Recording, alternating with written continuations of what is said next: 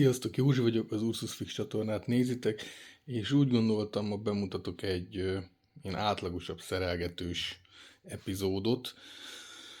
Külön-külön ugye már mindegyik szerelésről mutattam nektek felvételt, most egy keddi nap van, és úgy gondoltam, hogy a mai beérkezetteket együtt megnézzük, bele-bele tekintünk a hibákba, problémákba. Az első delikvens, ez egy DualSense controller, a hiba, amivel ide került hozzám, a baloldali analóg drifttel, illetve nem tölt az akkumulátor.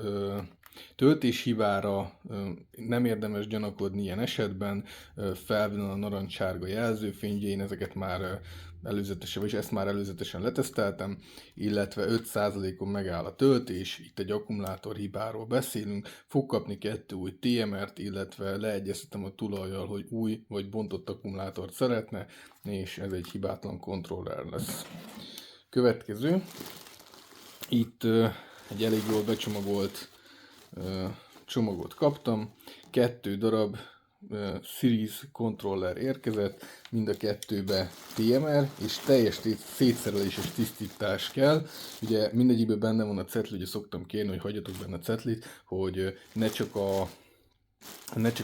itt a cetli, hogy ne csak az e-mailek, vagy éppen az üzenetváltások legyenek meg, hanem legyen meg egy cetlén is, hogy pontosan mit és hogyan kell csinálni. Illetve itt van egy érdekesebb, ez egy nagyon komolyan becsomagolt delikvens, elég nehézkes volt hozzáférnem, de inkább jobban legyen becsomagolva, mint kevésbé. Itt van egy ilyen terepszínű PS5 controller, illetve mindjárt egy pillanat, félrerakok titeket, illetve egy szokásos Edge controller, amiből mostanában rengeteget küldtök. Igazából megpróbálom kitakarni, amit nem akarom, hogy lássatok. Az Edge-be gulikit analóg kell, a kamuflázsos, skines kontrollerbe pedig Ginfull. Jó, hát igazából ez lenne egyelőre a mai nap. Természetesen ez nem azt jelenti, hogy ma csak ennyi meló lesz, ugye napközben elég sokan szoktatok hívni, így a helybeliek, például tegnap este valaki rálépett egy kontrollerre, eltört az analóg, stb. Ilyenekkel is szoktatok keresni rendszeresen, de most úgy gondoltam, hogy a ma reggeli csomagokat megnézzük, és akkor átnézzük, hogy hogyan megy végig úgymond a javítási folyamaton.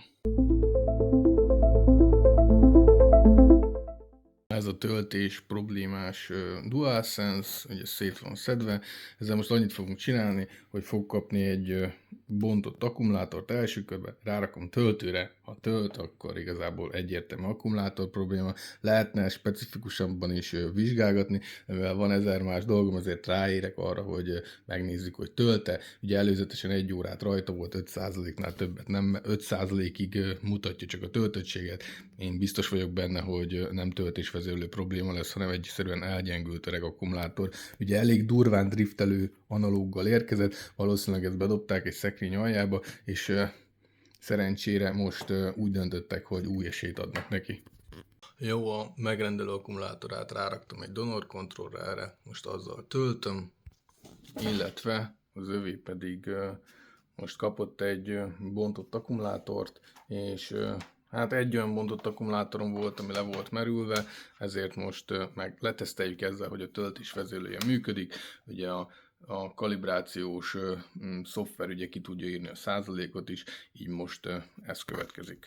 Amíg a PlayStation akkumulátor teszt folyik, addig nekiesünk a 2 darab kontrollernek, ugye 2 TMR, ugye itt párban kell cserélni, ezt már sokszor kérdeztétek, a TMR analógokat, azokat érdemes párba cserélni, hiába csak az egyik vagy a másik drifttel. Ugye itt most történik egy teljes szétszerelés és tisztítás, erről már készítettem videót a csatornára, akit érdekel, az nyugodtan megtekintheti. Ilyenkor szétbontom teljesen a kontrollert, a műanyag alkatrészeket elmosom, eltakarítom, ezeknek van egy előre meghatározott száradási ideje, ezt követően, vagyis közben alatta a TMR analógokat beépítem, és mikor ténylegesen teljesen megszáradt, kiszáradtak a műanyag alkatrészek, ezután összeszerelésre fog kerülni. kalibrálásra, és így kerül visszaküldésre a tulajnak, de mindenek előtt most szoftveresen letesztelem, hogy így, ahogy ide került hozzám, minden működik-e, illetve van-e egyéb más probléma. Ugye az is nagyon fontos, hogy van olyan, hogy ti nem veszitek észre, hogy mondjuk egy felső gomb már nem úgy érzékel, mint ahogy kéne. Ilyenkor felveszem az ügyféllel a kapcsolatot, hogy ez már eléggé gyenge, és már erőteljesebben kell lenyomni, stb. Ha már itt van egyszer és szét van szedve, akkor nézzük meg. Mindjárt letesztelem, és akkor kiderül, hogy van-e bármi, amivel foglalkozni kéne.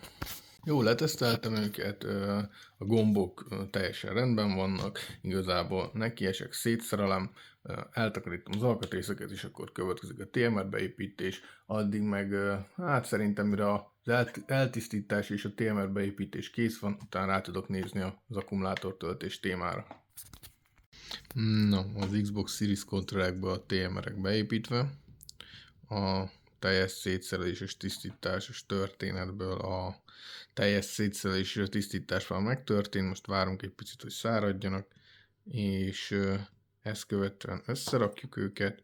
Ugye itt megjelöltem egy H betűvel, hogy melyik volt a fehérben, illetve ide felírtam, hogy FEC, de az közben a tisztítás során lejött, de igazából elég, hogyha az egyiket tudom. És most megnézem a töltés problémás PlayStation 5 controller témáját. Várakozunk, megmutatom nektek, ugye ezzel a mikroszkóppal szoktam SMD alkatrészeket forrasztani, és ugye ezzel szoktam nektek is úgymond bemutatni, hogy laptop kijelzőn ugye mit látok az alaplapon, és tegnap készült, mindjárt megmutatom, tehát tegnap este volt egy kis műhelyfejlesztés, vásároltam ezt a tévét hibásan, LED problémája volt neki, Facebookon meg tudjátok nézni róla a bejegyzést, és most kicseréltem benne a ledeket, mindjárt megmutatom, hogy működik.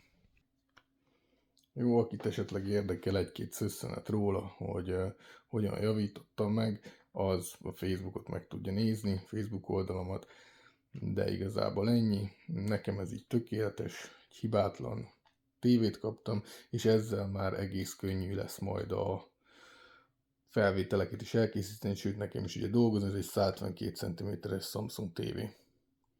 Mindjárt megmutatom még nektek, hogy hát még nem sikerült itt összepakolni, mert tényleg este csináltam, de ezek a LED sorokat kellett kicserélni benne. Ha megnézitek, ezeket a LED sorok előtt van egy ilyen kis diffúzor, ezek megtörik ugye a LED-nek a fényét, és ugye hát sajnos a hő hatására ezek lepattóznak, illetve maga a LED-ek is tönkre mennek, kiégnek, és ahogy a Facebook oldalon láthatjátok, ott van egy előtte kép, ez okozza ezt a hiba jelenséget. Szóval ez lesz az új műhelyszerszám, ugye ez a tulajnak a megoldása. Tudom tölteni, de folyamatosan beesik és visszaesik a feszültség. Egyértelműen kimondható itt már, hogy hibás akkumulátorról van szó. Majd szeretnék összerakni kifejezetten akkumulátortesztert. Ugye ilyet nem lehet venni, de szeretnék majd műterheléses akkumulátortesztert összerakni, ami csak rácsatlakoztatok egy PSO taksit, és akkor egy az egyben le tudom tesztelni, hogy működik, esik-e be feszültség, vesz-e töltés, stb. De most így ilyen kizárásos alapon próbálkozok, ez egy kicsit tovább tart. Nem annyira gyakori egyébként a meghibásodott, ilyen szinten meghibásodott akkumulátor, szóval nem egy mindennapos hibáról van szó, de a lényeg, hogy a tulajnak ez az akkumulátora, ez meghibásodott. Megnézitek, akkor most 45%-on van ez a tulajnak az akkumulátora, és a tulajnak az alaplapjával is lett töltve, és már be is esett 25%-ra. Gyors töltő az feltölti, de egyszerűen visszaesik a feszültség, egyértelműen kimondható, hogy az akkumulátor teljesen halott. Tulaj akkumulátorra rájöttem, hogy elvesztett töltést hibás. Ugye én is lassú töltővel próbálkoztam, a tulaj is valószínűleg lassú töltővel próbálkozott, és annyira veszti a töltést, hogy a lassú töltő annyit nem képes belerakni, hogy bármi nyoma legyen neki. Egy másik 100%-osan, ez biztosan 100%-osan jó akkumulátor, mert ez fel van töltve már, hát 3 hete körülbelül, és azóta is tartja a 100%-ot, de tök könnyen meg lehet mérni, multiméterre rámérsz, ráírod az adatot, aztán egy hét múlva, 2 hét múlva újra rámérsz, és meg lehet nézni, hogy mennyit veszít. Most egy kicsit várok, töltök ebbe az akkumulátorba, akkor lebeszélem a tulajdonossal, hogy akkor ha szeretné, akkor tudok egy ilyen kedvezményesebb áron egy bontott akkumulátort, vagy pedig meg kell neki várni az új akkumulátor szállítmányt, ami nem sokára megérkezik. Most szerzek be már ugye ez a második beszerzésem, ugye először egy ilyen hosszabb tesztet csináltam ezekkel az új akkumulátorokkal, amik majd érkezni fognak. Simán kibírnak 7-9 órát, utángyártott akkumulátorokról van szó, de nagyon jó minőségűek, és ezekkel foglak tudni majd titeket kiszolgálni, hogyha problémás lesz az akkumulátoroknak a töltése, vagy hogy meddig bírja a játékot. Igyekszem januártól a raktárt egy picit jobban feltölteni, főleg ilyen extra dolgokkal, hogy egy picit legyen lehetőségetek akár raktáról mindjárt kérni új akkumulátort, új előlapot, bármit, amit szeretnétek. Ez egy ilyen jövő évi tervem, hogy egy picit feltöltsem a raktárat, aztán hosszú távon meglátjuk, hogy alakul.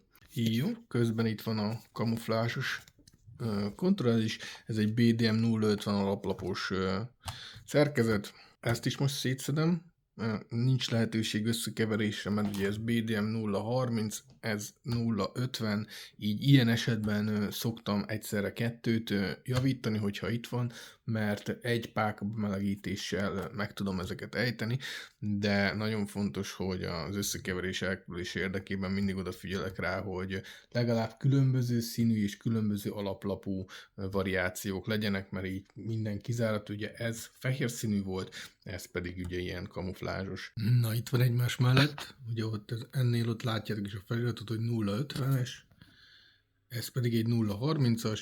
Ami érdekesség, hogy a 050-esbe már az új kék analóg van, ami ugyanúgy hajlamos driftelésre, mint a zöld.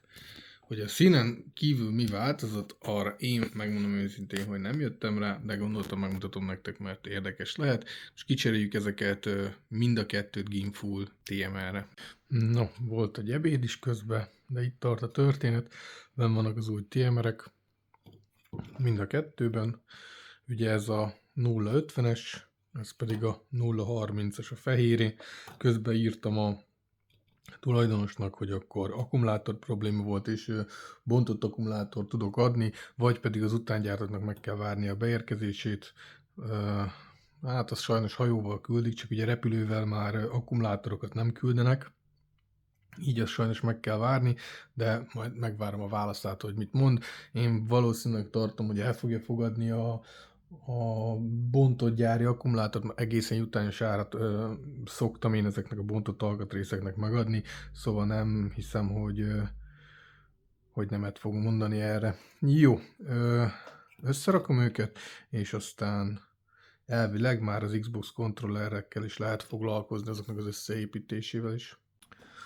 Na, összeépítve a 90%-ban a két kontroller, de gondoltam, hogy ha már úgyis itt két különböző kontrollerrel van dolgunk, akkor megmutatom ezt a nagyon új verziós analógot, amit ugye az új DualSense Edge-ekben, illetve a BDM 50-es alaplapos DualSense-ekbe építenek be.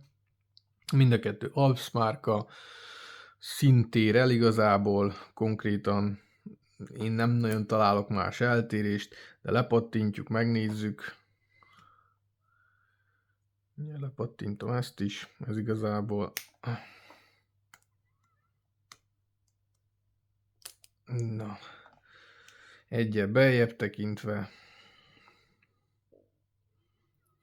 ahogy látjátok, konkrétan semmi különbség nem látszik, teljesen ugyanaz a kettő. Még egyet beljebb megyünk, mindjárt keresek valami csipeszt. Konkrétan kimondható, hogy egy az egybe ugyanaz, semmi különlegesség észre nem vehető, nem látható. Aha, talán itt nézzétek csak. A kéknél ez a belső rész, ez nem teljesen kerek, hanem ilyen szögletesre le van dolgozva, ez meg itt teljesen kerek, itt van egy pici különbség. Jó, és akkor ez volt a kék, ez volt a zöld.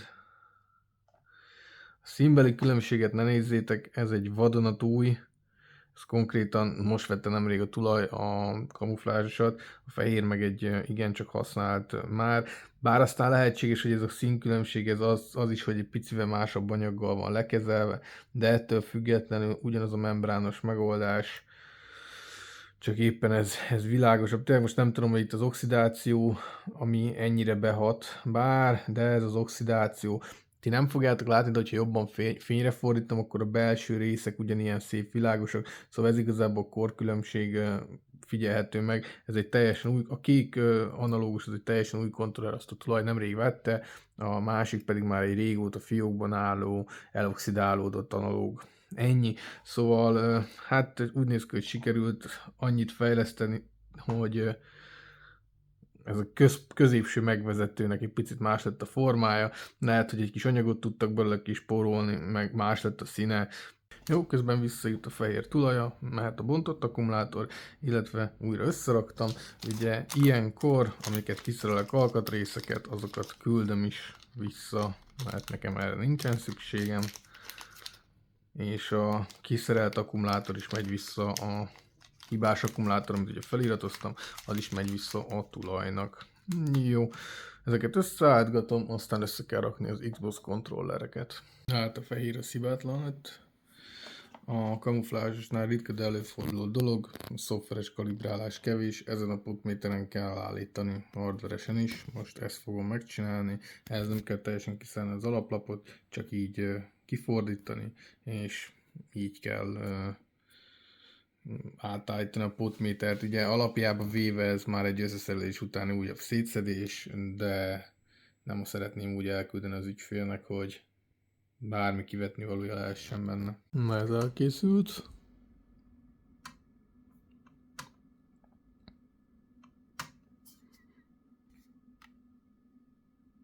Öt egész 5,3, 3,5. Próbálgattam még jobban kalibrálgatni, de sajnos ebben ennyi van. 5,5, 3,8, 6,3, 3,7. De azt érdemes tudni, hogy igazából ilyen 6 környéken, és az alatt már teljesen jók vagyunk. Na és akkor itt van a fehér. 5,4, 4,3, 5,6, 4,4,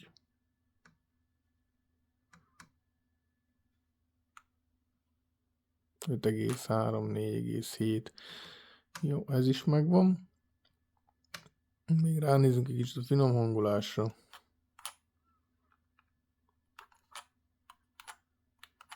Jó.